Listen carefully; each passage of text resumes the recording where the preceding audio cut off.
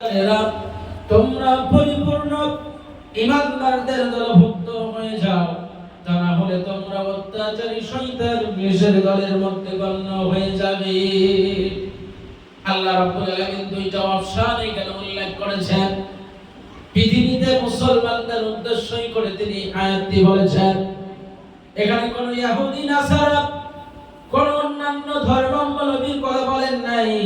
ঈমানদার মানে যারা আল্লাহকে বিশ্বাস করে, আল্লাহর প্রতি যাদের স্বল্প পরিমাণ ক্ষীণ পরিমাণ হলো ঈমান রয়েছে, তাদের উদ্দেশ্য করে রব্বুল আলামিন বললেন, দুর্বল ঈমান নিয়ে যারা এই পৃথিবীর বুকে বিচরণ করো, তারা তোমরা পরিপূর্ণ মুমিন হয়ে যাও, পরিপূর্ণ মুত্তাকি হয়ে যাও, তা না হলে তোমরা অত্যাচারী শয়তান ইবলীসের দলভুক্ত হয়ে যাবে। এখন চিন্তার বিষয় হলো, রব্বুল আলামিন বলেন কিয়ামতের মাঠে ইবলীস শয়তানকে আমি জাহান্নামের জিঞ্জির দিয়ে বেঁধে বেদমভাবে প্রহার করতে করতে মারতে মারতে জাহান্নামে নিক্ষেপ করে দেব। শুধু ওকে নয়, ইবলীসের সহচর যে হবে, ইবলীসের অনুকরণ যারা করবে, আমার নাফরমানি যে করবে সেই ইবলীসের অনুকরণ করবে, আর সেই সমস্ত ব্যক্তিদেরকেও ইবলীসের সঙ্গে বেদমভাবে প্রহার করতে করতে জাহান্নামে ফেলে দেওয়া হবে, কেউ তাদের রুখতে পারবে না। আর যদি আমার হুকুম আহকাম, আমার বিধিনিষেধ, আমার রুলস রেগুলেশন অ্যাক্টিভিটি, এগুলিকে তোমরা যদি যথাযথ ফলো করো, মেনে চলো এবং পূর্ণ ঈমান নিয়ে যদি পৃথিবীতে আত্মবিশ্বাসের সঙ্গে আমার প্রতি পুরো ভরসা রেখে বাঁচতে পারো, আমি আল্লাহ ওয়াদাবদ্ধ। কোরআনুল কারীমের মধ্যে আমার রব বলছেন, ওয়া কানা হাক্কান আলাইনা নাসরুল মুমিনিন। জোরে বলে আল্লাহু আকবার। হাসরের মাঠে কিয়ামতের দিনে যখন তোমাদের কোনো সাহায্যকারী থাকবে না, তোমার কোনো বন্ধু থাকবে না, তোমার কোনো রিলেটিভ আত্মীয় স্বজন ভাই ব্রাদার বোন সকলে যখন পালিয়ে যাবে, এমনকি তোমার জন্য দাদা পিতাও কথা বলবে না, মাও কথা বলবে না, আমি তোমার রব্বুল আলামিন বান্দারে কিয়ামতের মাঠে মহা বিপদের দিনে আমি তোমায় ছেড়ে যাব না, ভুলে যাব না। যদি তুমি পূর্ণ মুমিন হয়ে পরিপূর্ণ ঈমান নিয়ে মৃত্যুবরণ করো, আমার কাছে আসো।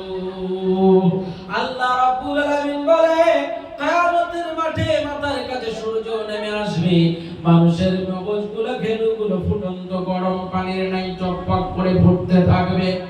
আর এই সময় মানুষ একটু ছায়ার জন্য ছটফট করবে, কোথায় গেলে এই প্রচন্ড রোদের তাপ থেকে বাঁচবো।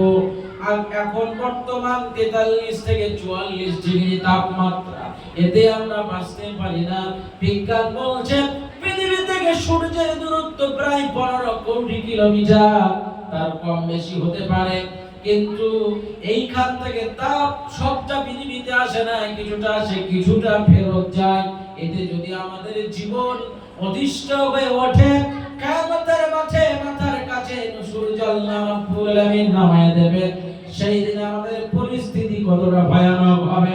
রব্বুল আলামিন বলে, বান্দারে তোমরা যদি পরিপূর্ণ ঈমান নিয়ে আমার কাছে আসো, আমি আল্লাহ ওয়াদাবদ্ধ তোমাকে কিয়ামতের মাঠে আমার আরশে আজিমের তলে জায়গা করে দেব। জোরে বলেন সুবহানাল্লাহ।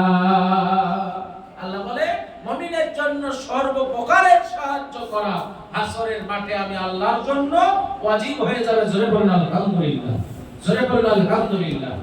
তাহলে এখন সিদ্ধান্তটা আমাদের নিতে হবে যে আমরা আল্লাহ রাব্বুল আলামিনের এই কোরআনের আয়াতের প্রতি লক্ষ্য রেখে আমরা আল্লাহ পাককে ভালোবেসে ভয় করে তার প্রতি পূর্ণ ঈমান নিয়ে আমরা পৃথিবী ছাড়বো, নাকি আমরা আমাদের ইচ্ছে মতো শয়তানকে অনুকরণ করে আল্লাহর মনে ব্যথা দিয়ে আল্লাহ রাব্বুল আলামিনকে খুশি করে আমরা গুনার বোঝা পাহাড় মাথায় নিয়ে পৃথিবী ছাড়বো?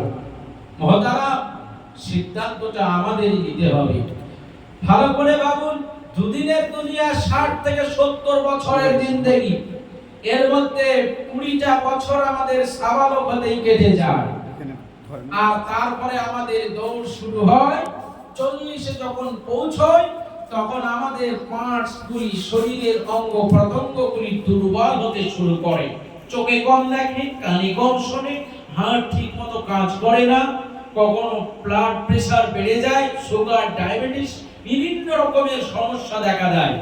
এরপর 16 প্লাস যখন হয়ে যায়, এই মানুষটা যদি সরকারি গভর্নমেন্টের কর্মচারী হয়, সেখান থেকে রিটায়ারমেন্ট, কোম্পানির হলো রিটায়ারমেন্ট, এমনকি লেবার বা শ্রমিকগিরি যদি করে, এরা 60 থেকে 70 বছর বয়সী বৃদ্ধ মানুষকে কেউ 500 টাকা দিয়ে লেবার নেবে না। নেবে গো? কেউ নেবে না। কেন? সে কাজ করতে পারবে না, শারীরিকভাবে অক্ষম। মহতারাম, দুনিয়ার জীবনে মানুষ একাকিত্ব ফিল করবে।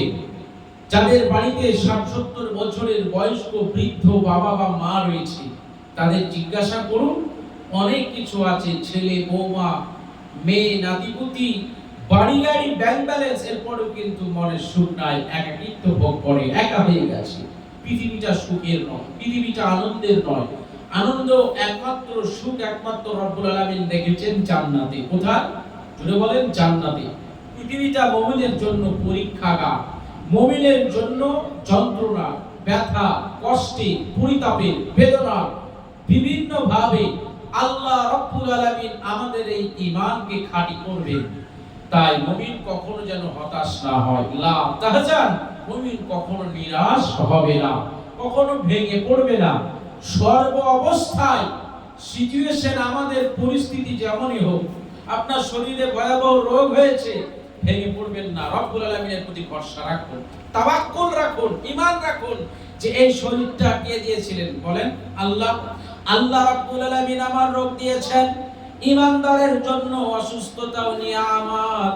রব্বুল আলামিন ঈমানদারকে যখন রোগ দেন, প্রিয় নবীজি বলেছেন, মুমিনের পায়ে যদি কাটা ফোটে, সেই পরিমাণ তার আমলনামায় সওয়াব লেখা হয় এবং ওই পরিমাণ গুনাহ মাফ করে দেওয়া হয়। আল্লাহ রাব্বুল আলামিন বলছে, বান্দারে, রোগগ্রস্ত হয়েছে বলে তুমি ভেঙে পড়ো না, হতাশ হও না, আমার কাছে মুনাজাতে দুহাত তুলে কান্না করো। বিপদে উদ্ধার করার মালিক একমাত্র আমি আল্লাহ। তুমি যেই জায়গায় যাও, কেউ কিন্তু তোমার উদ্ধার করবে না। চোখের পানি দেখবে, কষ্টের কথা শুনবে, সব বন্ধু দৌড় দিয়ে পালাবে, কিন্তু আমি তোমার এমন একজন বন্ধু, আমার কাছে কেঁদে কেঁদে চোখের পানি ফেলে বলবে, রব্বুল আলামিন, অনেক কষ্ট, অনেক যন্ত্রণায় রয়েছি, কারো অভাবী হালাত, আর্থিক অসচ্ছলতা, টাকা পয়সার অভাব, আপনি সেই ব্যথা নিয়ে আল্লাহর কাছে দুহাত তুলে ফরিয়াদ করে চোখের পানি ছেড়ে কান্দুন।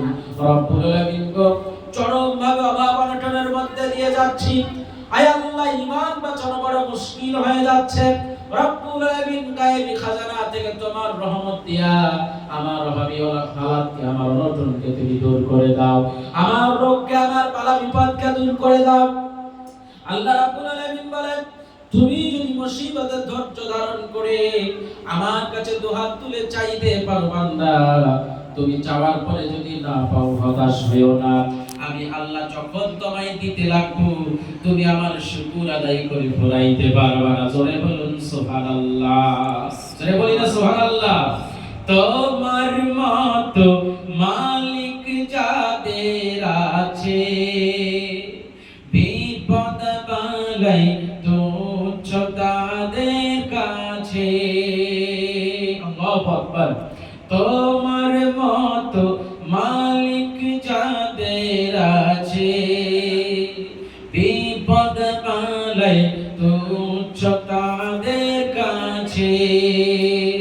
তুমি আছো যার তার কাছে, আর তুমি আছো যার তার কাছে, আর যা কিছু সবই নগণ্য। ধন্য মোরা ধন্য, শুধু আল্লাহর জন্য। তোমার খুশি থাকে যদি পুঁজি, কামিয়াবি আসবে আমায় খুঁজি। আল্লাহু আকবার। তোমার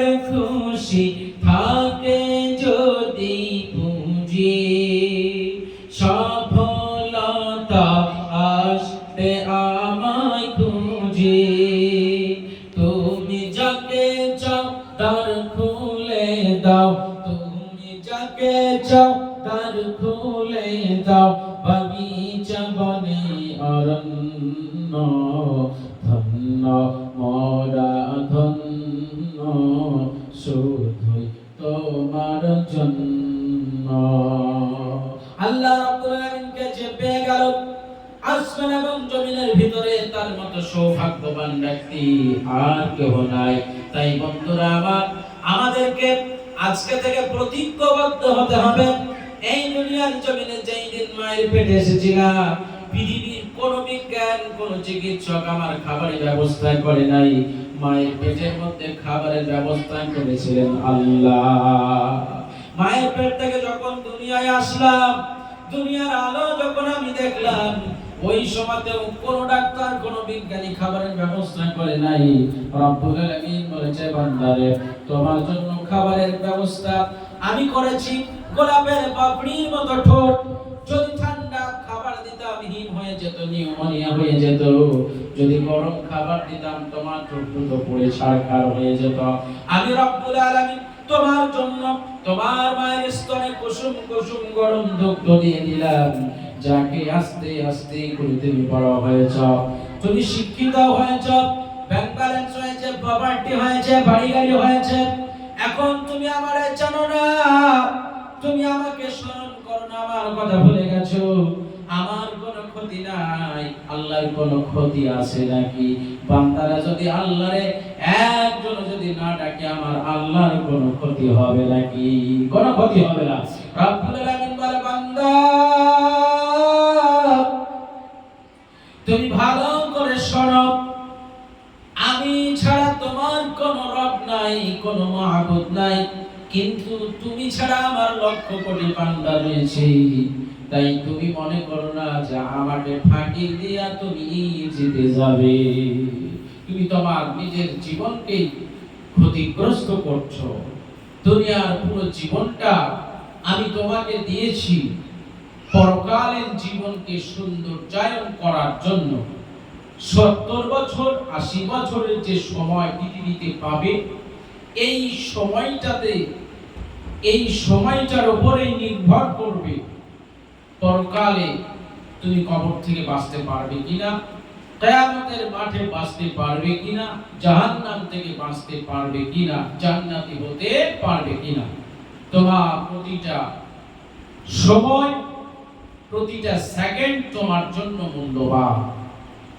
আজ আমরা এইবার দুনিয়ার দিকে যদি তাকিয়ে দেখি, একদিকে নিজেকে মুসলমান বলে পরিচয় দিই, কিন্তু রব্বুল আলামিনের নির্দেশ মানার ক্ষেত্রে কতটা গুরুত্ব আরোপ করেছেন কোরআনুল কারীমে।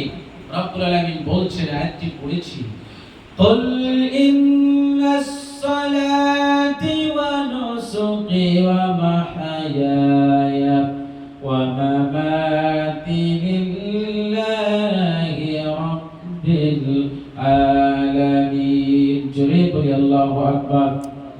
রব্বুল আলামিন বলেন, হে নবী আপনি বলুন, ওদের নামাজ, ওদের রোজা, ওদের সমস্ত রকমের ইবাদত বান্দেগী, এমনকি তাদের বেঁচে থাকা এবং মরে যাওয়াটা সব যেন আমি আল্লাহর জন্য হয়।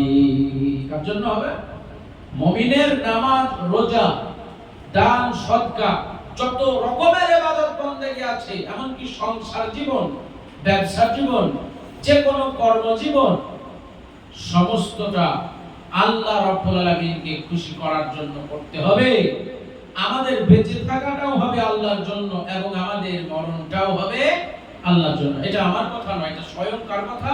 আল্লাহ রাব্বুল আলামিনের কথা। যিনি আমাদের সৃষ্টিকর্তা, যিনি আমাদের পালনকর্তা, তিনার কথা কোরআনুল কারীমের মধ্যে বান্দাদের উদ্দেশ্যে তিনি এই মেসেজ দিলেন।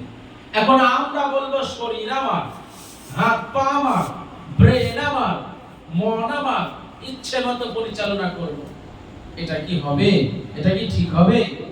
আমরা শরীর নিয়ে যদি অহংকার করি, বাহাদুরি করি, বড়াই করি, এটা কি চালাকির পরিচয়? এটা কি জ্ঞানের পরিচয় নাকি বোকামির পরিচয়? যদি বলি বোকামির পরিচয়। কারণ আমাদের শরীরের পুরো পার্টস, প্রতিটা অঙ্গ প্রত্যঙ্গ কে দান করেছেন?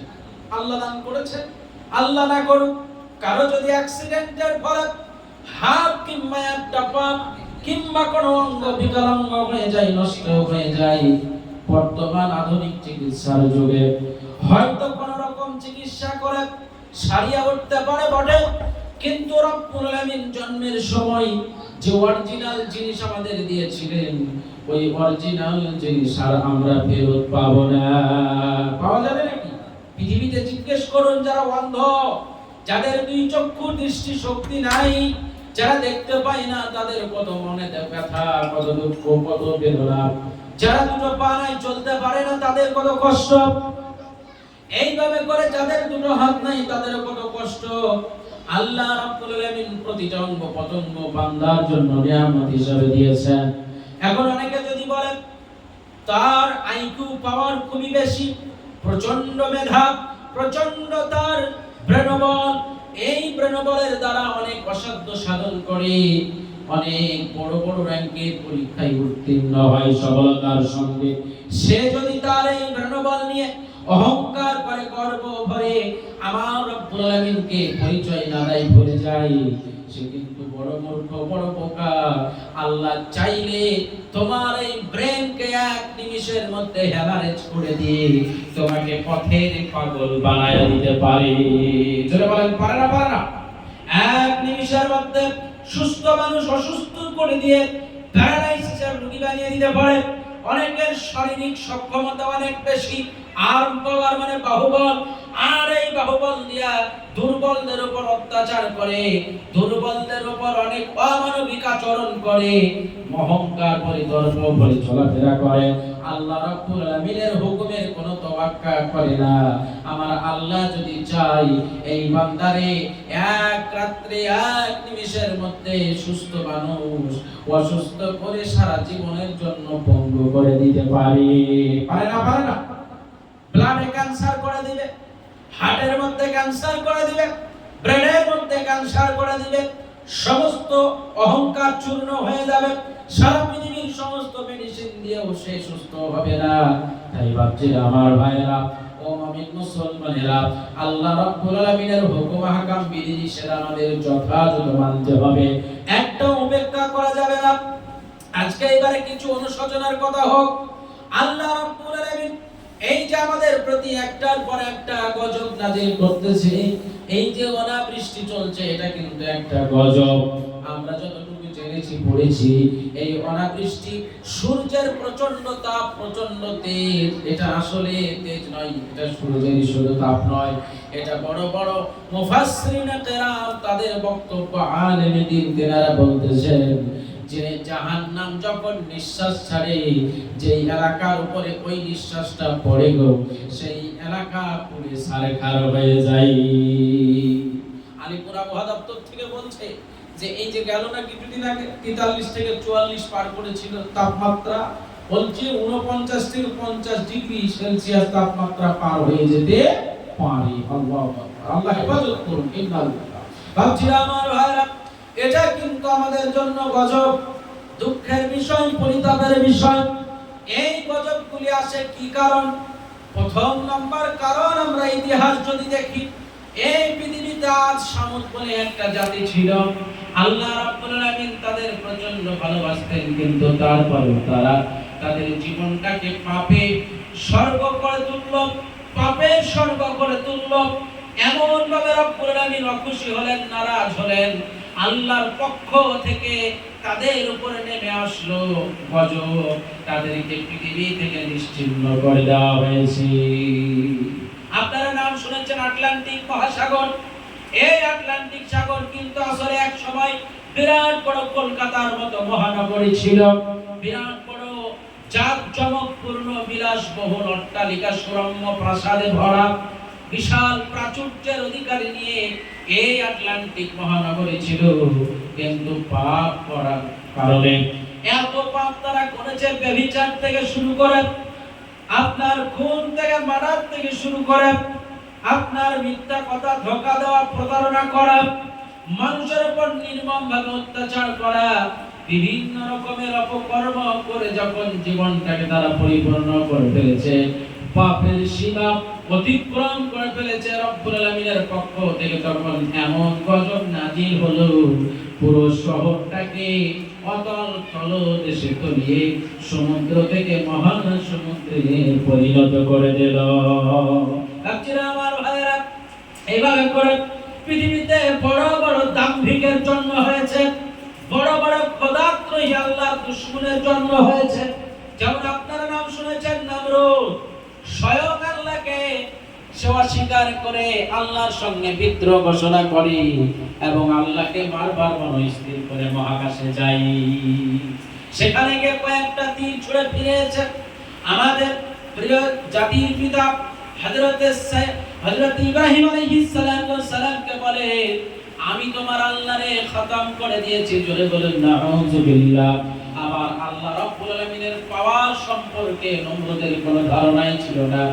এই নমরুদের একটা সময় ল্যাংড়া মশার কামড় দিয়া জুতার বাড়ি মারতে মারতে পৃথিবী থেকে বিদায় করে দেওয়া হয়েছে। আল্লাহ রাব্বুল আলামিন তার অহংকারকে চূর্ণ করে দিয়েছে।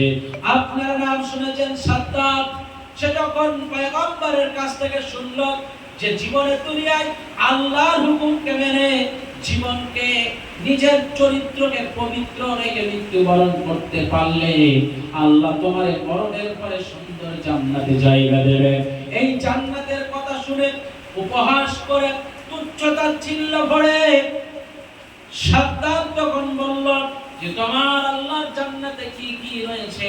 পয়গম্বর বলে, আমার রব্বুল আলামিনের জান্নাতে রয়েছে সুন্দর সুন্দর প্রজাপতি, সুন্দর সুন্দর বাসভবন, সুন্দর সুন্দর গাড়ি, সুন্দর সুন্দর অট্টালিকা।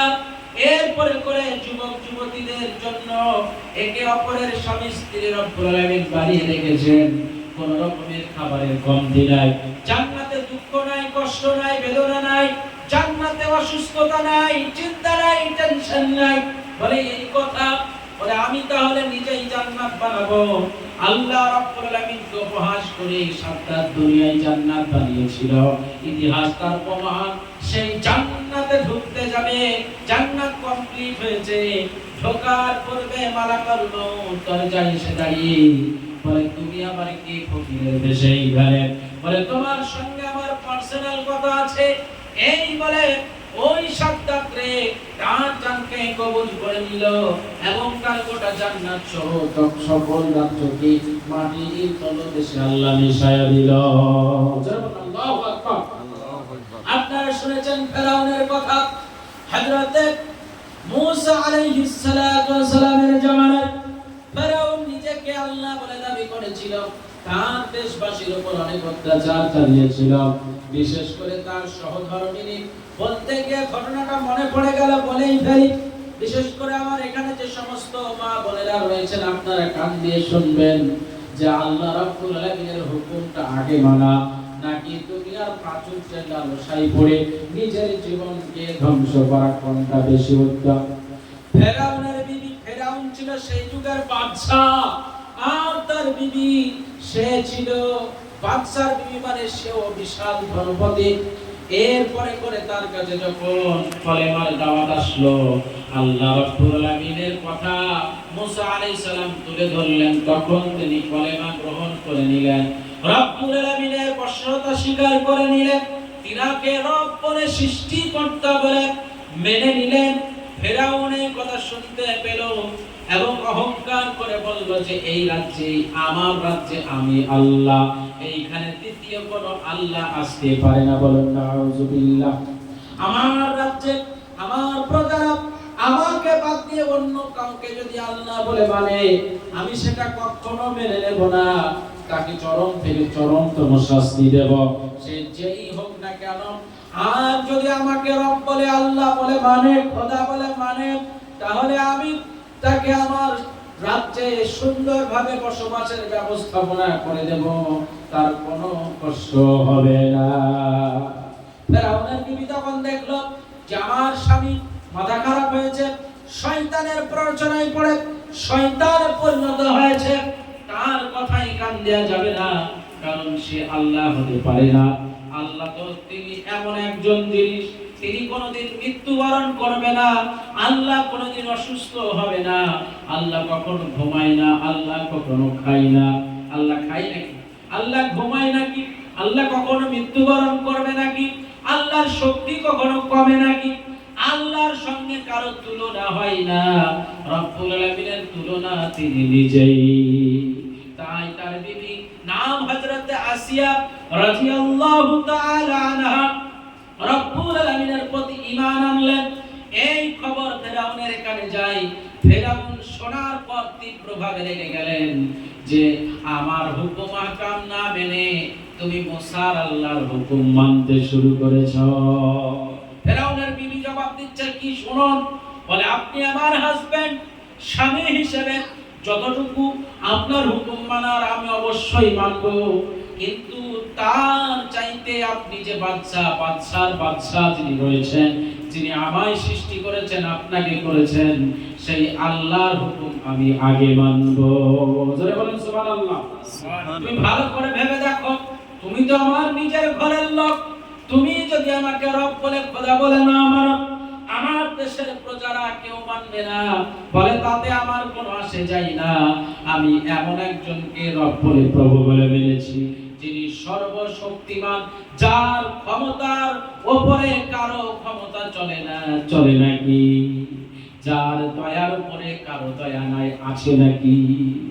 তার মতো মেহেরবান কেউ নাই, আছে নাকি? আমি সেই রবের উপরে ঈমান এনেছি। আর এই দুনিয়ার সুখ, প্রাচুর্য, লালসা, এটা তো সাময়িক কয়েকদিনে। আমি যখন মারা যাব, সঙ্গে সঙ্গে সব শেষ হয়ে যাবে। পরকালীন জগতে যদি সুখ পাই, সেটাই হবে চিরসুখ। তাই ওটাই আমার দরকার।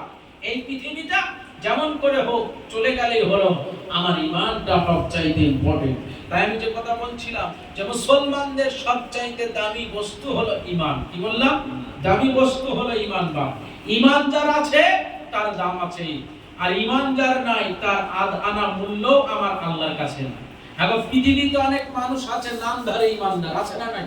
হ্যাঁ, নামধারী ঈমানদার, লেবাসধারী ঈমানদার, বলে আমি নামাজ পড়ি না, আল্লাহরে ডাকি না, হুকুম হাকাম মানি না ঠিকঠাক, কিন্তু আমার ঈমানটা ঠিক আছে।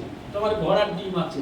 হ্যাঁ, আল্লাহরে কোনোদিন সিজদা করে না, রব্বুল আলামিনকে কোনোদিন হাত তুলে তার কাছে নিজেকে সমর্পিত করে বলে না, মাবুদ আমি পাপী, আমি গুনাহগার, তুমি ক্ষমা করো, কাঁদে না, চোখের পানি ফেলে না, ওই বেটা ঈমানদার।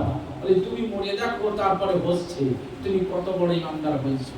আল্লাহ রাব্বুল আলামিন বলছেন যে ঈমানদারের এতটা মূল্য আমার কাছে যে হাসরের মাঠে একজন ঈমানদারি সেই পারবে